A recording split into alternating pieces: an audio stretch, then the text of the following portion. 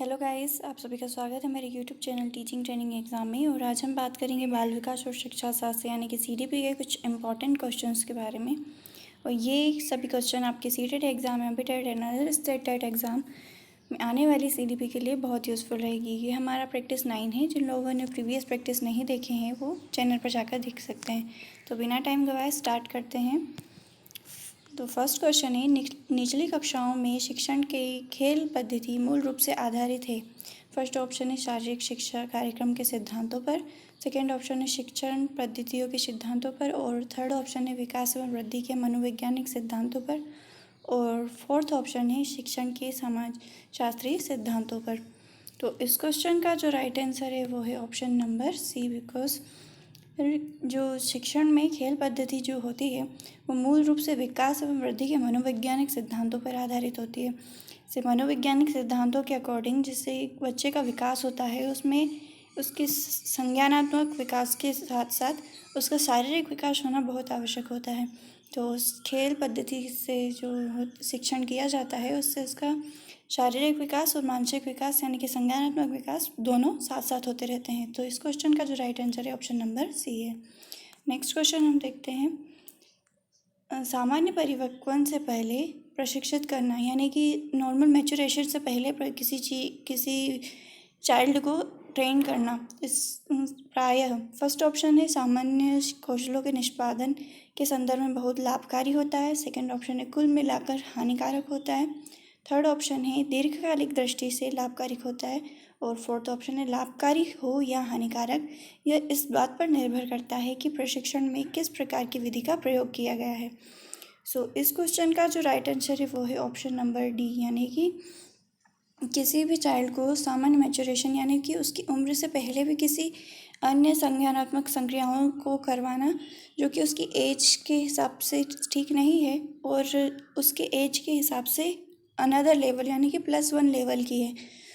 वो प्रशिक्षित करना लाभकारी हो या हानिकारक ये इस बात पर डिपेंड करता है कि जो विधि जो प्रयोग की गई है यानी कि प्रशिक्षण करने के लिए जो विधि का प्रयोग किया गया है वो किस प्रकार से है।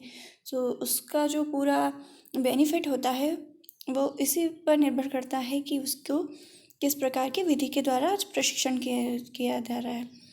नेक्स्ट क्वेश्चन है, बच्चों की सीखने की प्रक्रिया में माता पिता को भूमिका निभानी चाहिए। फर्स्ट ऑप्शन है नकारात्मक, सेकेंड ऑप्शन है अग्रोन्मुखी, थर्ड ऑप्शन है सहानुभूतिपूर्ण, और फोर्थ ऑप्शन है तटस्थ। तो इस क्वेश्चन का जो राइट आंसर है वो है ऑप्शन नंबर बी, यानी कि अग्रोन्मुखी। किसी भी बालक के जो माता पिता होते हैं वो उसके सीखने की प्रक्रिया में जो अग्रोन्मुखी भूमिका निभाते हैं तो वो बच्चा बहुत जल्दी चीज़ों को एक्वायर करता है और सीखता है।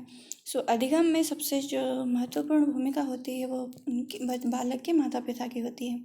इस क्वेश्चन का जो राइट आंसर है वो है option number B. Next question है, वह कौन सा स्थान है जहाँ बच्चे के संज्ञानात्मक विकास को सबसे बेहतर तरीके से परिभाषित किया जा सकता है। फर्स्ट ऑप्शन है खेल का मैदान, सेकंड ऑप्शन विद्यालय एवं कक्ष पर्यावरण, और थर्ड ऑप्शन है सभा सागर, और फोर्थ ऑप्शन है घर। तो इस क्वेश्चन का जो राइट आंसर है वो है ऑप्शन नंबर बी, क्योंकि यहाँ पर बच्चे के संज्ञानात्मक विकास के बारे में बात हो रही है। यदि शारीरिक विकास के बारे में बात होती तो यहाँ पर खेल का मैदान सबसे बेहतर तरीके से परिभाषित करता, पर यहाँ पर बात हो रही है संज्ञानात्मक विकास के बारे में यानी कि कॉग्निटिव डेवलपमेंट के बारे में, जो कि विद्यालय एवं कक्ष पर्यावरण पर पूरी तरह से निर्भर होता है, और इसे जो बेहतरीन तरीके से परिभाषित करता है वो विद्यालय एवं कक्ष का पर्यावरण ही करता है। तो इस क्वेश्चन का जो राइट आंसर है वो है option number B. Next question है, पृथक पृथक समजाति समूहों के व्यक्तियों के प्रति बच्चों की अभिवृत्ति साधारणतः आधारित होती है। यहाँ पर क्वेश्चन में पूछा गया है कि जो विभिन्न प्रकार के जो समूह या फिर जातियों या फिर किसी तरह की कैटेगरी से आने वाले लोगों के प्रति जो बच्चों में अभिवृत्ति यानी कि उसका जो एप्टीट्यूड होता है वो किस तरह से किस पर आधारित होता है। फर्स्ट ऑप्शन है उनके अभिभावकों की अभिवृत्ति पर, सेकंड ऑप्शन है उनमें समकक्षियों की अभिवृत्ति पर, और थर्ड ऑप्शन है दूरदर्शन के प्रभाव पर, और फोर्थ ऑप्शन है उनके सहोदरों की अभिवृत्ति पर। तो इस क्वेश्चन का जो राइट आंसर है वो है ऑप्शन नंबर ए, यानी कि जो भी बच्चा सीख रहा है कैटेगरी वाइज बिहेव करना वो सब अपने अभिभावकों की अभिवृत्ति पर ही निर्भर करता है। जिस तरह से बच्चा देखता है उसी तरह से बच्चा अपने आप में व्यवहार करना लगता है। इस क्वेश्चन का जो राइट आंसर है वो है option number A. Next question देखते हैं, मानव विकास किन दोनों के योगदान का परिणाम है? फर्स्ट ऑप्शन है अभिभावक एवं अध्यापक का, सेकेंड ऑप्शन है सामाजिक एवं सांस्कृतिक कारकों का, थर्ड ऑप्शन है वंशक्रम एवं वातावरण का, और फोर्थ ऑप्शन इनमें से कोई नहीं। तो इस क्वेश्चन का जो राइट आंसर है वो है ऑप्शन नंबर सी, यानी कि वंशक्रम एवं वातावरण। ये क्वेश्चन सीटेट में बहुत बार रिपीट हुआ है, और इस क्वेश्चन का जो वंशक्रम एवं वातावरण या फिर आनुवांशिकता या पर्यावरण, ये जो दो कारक है ये मानव विकास पर बहुत ज़्यादा प्रभाव डालते हैं। तो इस क्वेश्चन का जो राइट आंसर है वो है option number C. Next question हम देखते हैं, प्राथमिक विद्यालयों के बालकों के लिए निम्न में से किसे बेहतर मानते हैं? फर्स्ट ऑप्शन है वीडियो अनुरूपण, सेकेंड ऑप्शन है प्रदर्शन, थर्ड ऑप्शन है स्वयं के द्वारा किया गया अनुभव, और फोर्थ ऑप्शन है इनमें से सभी। सो जो प्राथमिक विद्यालयों के बालकों के लिए जो सबसे बेहतर होता है वो है थर्ड ऑप्शन, यानी कि स्वयं के द्वारा किया गया अनुभव, हैंड्स ऑन एक्सपीरियंस। ये जो भी होता है कि इसमें बच्चे जो क्रियाशील होते हैं, यानी कि ये एक चाइल्ड सेंटर्ड लर्निंग की थ्योरी होती है, और इसी के अकॉर्डिंग जो बच्चे अपने हाथों से कार्य करते हैं, अपने आप से संज्ञानात्मक विकास होता है और हर चीज़ों का अर्जन करते हैं, अधिगम का अर्जन करते हैं। सो प्राथमिक विद्यालय यानी कि फर्स्ट टू फाइव्थ के बच्चे के लिए, फिफ्थ के बच्चे के लिए स्वयं के द्वारा किया गया अनुभव यानी हैंड ऑन एक्सपीरियंस बहुत ही यूज़फुल होता है। तो इस क्वेश्चन का जो राइट आंसर बनता है वो है option number C. Next question है, विद्यार्थियों के अच्छे मानसिक स्वास्थ्य को बनाए रखने के लिए निम्न में से कौन सा तरीका अधिक महत्वपूर्ण है? फर्स्ट ऑप्शन है शैक्षिक क्रियाओं का प्रावधान, सेकेंड ऑप्शन है अभिव्यक्ति की स्वतंत्रता, और थर्ड ऑप्शन है रुचियों की भिन्नता, और फोर्थ ऑप्शन है अध्यापक की भूमिका एवं विद्यालय वातावरण। तो इस क्वेश्चन का जो राइट आंसर है वो है ऑप्शन नंबर डी, यानी कि अध्यापक की भूमिका एवं विद्यालय वातावरण बच्चे के मानसिक स्वास्थ्य को बनाए रखने के लिए सबसे अधिक महत्वपूर्ण होता है, क्योंकि अध्यापक ही जो होता है वही बच्चे के मानसिक स्वास्थ्य को बहुत बिगाड़ भी सकता है और बना भी सकता है। उसका जो क्लासरूम का जो एनवायरनमेंट होता है उसमें बच्चे को अगर प्रोत्साहित किया जाए तो वो और कार्यों को करना सीखता है और जल्दी से उसका अधिगम भी होता है। तो इस क्वेश्चन का जो राइट आंसर बनता है वो है option number D. Next question है, निम्न में से कौन सा बच्चे की सामाजिक मनोवैज्ञानिक आवश्यकताओं के साथ संबंध नहीं है? यहाँ पर पूछा गया है बच्चे की सामाजिक मनोविज्ञान आवश्यकताओं के साथ संबंध कौन सा नहीं रखता है। फर्स्ट ऑप्शन है सामाजिक अनुमोदन अथवा सराहना की आवश्यकता, सेकंड ऑप्शन है संवेगात्मक सुरक्षा की आवश्यकता, थर्ड ऑप्शन है शरीर से अपशिष्ट पदार्थों की नियमित रूप से बाहर निकालना, और फोर्थ ऑप्शन है सानिध्य की आवश्यकता। तो इस क्वेश्चन का जो राइट आंसर है वो है ऑप्शन नंबर सी, क्योंकि यहाँ पर लिखा हुआ है सामाजिक मनोवैज्ञानिक आवश्यकता। बच्चे की जो सामाजिक मनोवैज्ञानिक आवश्यकता होती है उसमें सामाजिक अनुमोदन यानी कि सोशल अप्रूवल होना और सराहना की आवश्यकता बहुत इम्पॉर्टेंट होती है।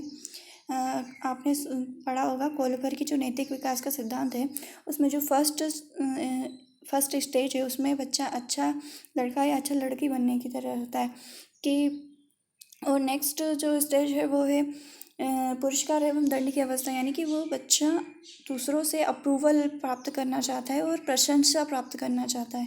तो ये तो इसका मेन मोटिव हुआ। सेकंड ऑप्शन है संवेगात्मक सुरक्षा, यहाँ इमोशनल डेवलपमेंट, इमोशनल भी उनको सिक्योरिटी चाहिए होती है, और फोर्थ ऑप्शन है सानिध्य की आवश्यकता, हाँ उन्हें सानिध्य भी चाहिए किसी वो बच्चों को अगर हम अलग तरीके से या फिर कुछ अलग तरीके से उन्हें अलग भिन्न कर देते हैं तो वो भी बहुत गलत प्रभाव डालता है उन पर।